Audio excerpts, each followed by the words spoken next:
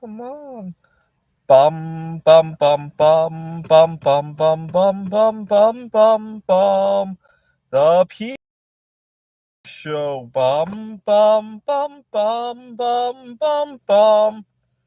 So I finally have enough hair to donate. Not quite for a wig. They do take care of hair that's between 6 and so let's say goodbye to my hair. This particular length of hair has not been very lucky for me. So this is the hair that I've been growing since November of last year, and this particular hair has been turbulent for me. I mean, yes, I did meet quite a number of people during this time, but I had a lot of turbulence with my relationships with work and with a couple of roommates, two sets of roommates actually. And hopefully I will change that, by donating the hair. Let's talk about everything that's gone on during this length of time. You got to remember what led up to the last donation of hair. What had happened was a friend of mine from church had set me up on a blind date. And so I distinctly remember when I went to get the haircut, it was kind of like the scene in Dumb and Dumber when Lloyd was getting ready to go see Mary Samsonite. And it was akin to that. I remember that. And the fact that I offered the reward for the blind date, right?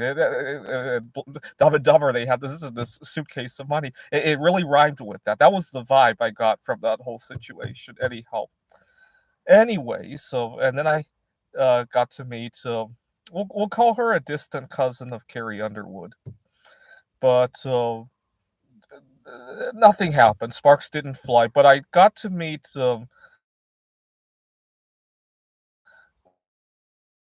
one of her ex-boyfriends, and I briefly lived with him as roommates, and I ran into drama. I'll get to that drama in a second. But the first set of roommates I ran with, the owner of the home was, I wanna say, in her 50s, divorced, had 2 children that lived with, roommate was, I wanna say in her mid-20s, pregnant. You guys have seen, I think you guys saw her in some of the other videos, and and the owner had 2 cats. Well, then they would tip things over. Fortunately, they didn't get burned by it, but and so everything was going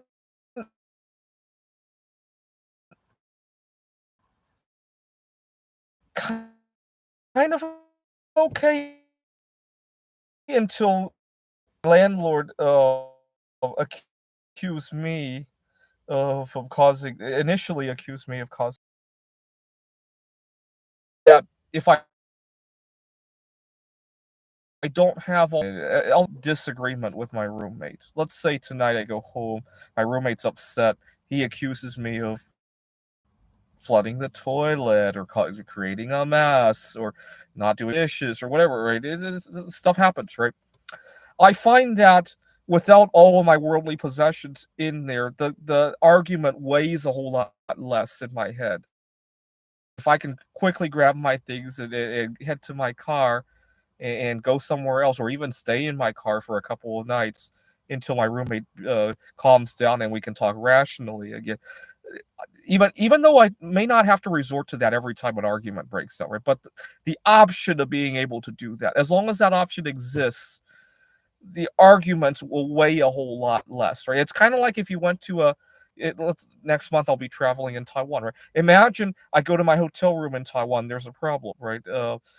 Somebody shooting drugs in there, or there's a disagreement of some sort, right? And I don't have if I pack very lightly and I see that, I just walk away from that, right? That scene will weigh a whole lot less. Now imagine before my trip to Taiwan, I've already ordered all this furniture and all of that, decorated,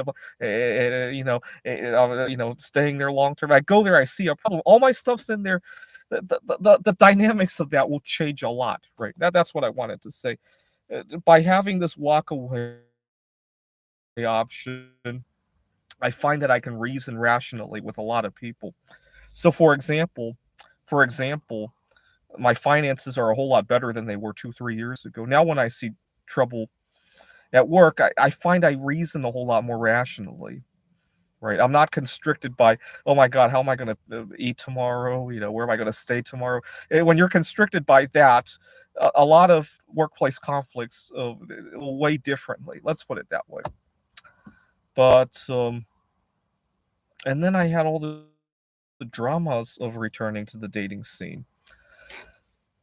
6 months just before I donated the hair, 6 months, or no, just after my grandmother passed away. I went to her funeral in Taipei.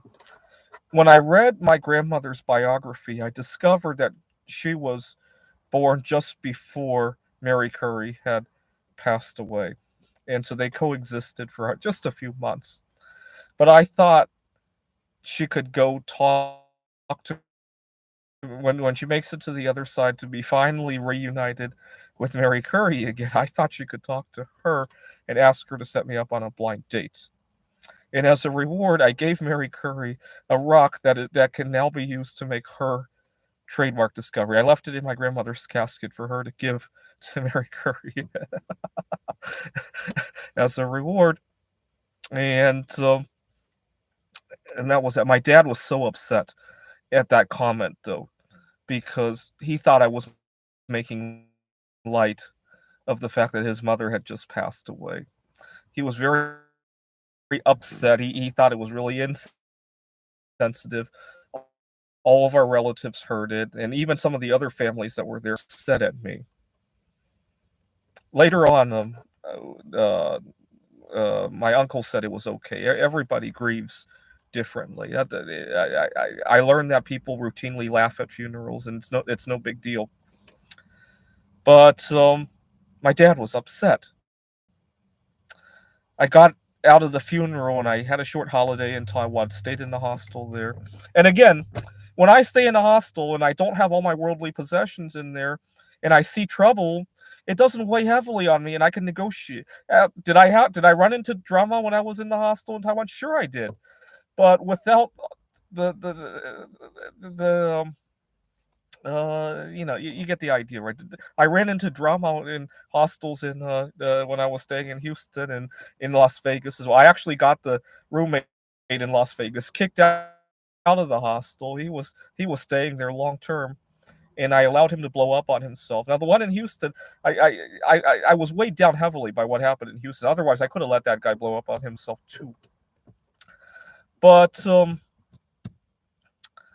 at the hostel, I was bored out of my mind and I decided to reactivate an online dating profile that I hadn't touched in many years. To give you an idea how long it had been since I last touched it, when I went on, I was aghast at what I was reading, what I had written 3, 4, 5 years ago. I used to have binge eating problems. I was considerably heavier in the pictures, and also I talked extensively about my computer game programming. I used to be way more proud of that than I am nowadays. I mean, I still compete. I'm just about to submit a paper on computer games, but it's not the center of my life anymore. And so I had to redo most. I had to basically delete that profile and start all over again. Before I knew it, I met up with a girl over in Taipei at the last day of the trip,